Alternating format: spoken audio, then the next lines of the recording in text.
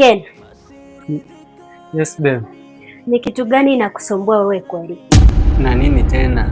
Mbona venye uliniambia tukidate that utanikimu, utanichukua, utanitengeneza, at least nipendeze kama wanawake wenzangu. Kwa nini ufanye hivyo? Ni kweli chenye unasema babe. Lakini for now, hadi wewe unaona hali yenye ambayo tuko ama hali ambayo tunapitia. Sasa hii life inatupeleka vibaya. Hadi mimi nami nasubiria wazazi wafanye nini? Wanitumie ka kitu at least niweze kukusupport pia wewe. Wewe, unasemaje? Kwani hiyo muda wote ulikuwa unanidanganya? Babe, usiwe hivyo. Unajua nini? Mtu hawezi tabiri kesho yake. Anajua tu yale mambo ya jana, lakini mambo ya kesho hajui kunaendaje. Hadi mimi sipendi hii hali venye tunapitia. Hadi mimi natamani kabisa tuwe tunakupeleka saloon na tuwe tunaenda out na mambo mingi.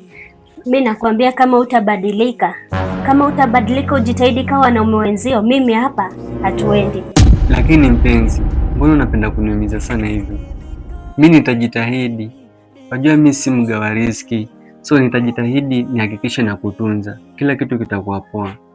Please. Mimi nimechoka na ahadi zako zenye hazitimii. Punguza jazba basi. Mbona unasema hivyo mpenzi wangu?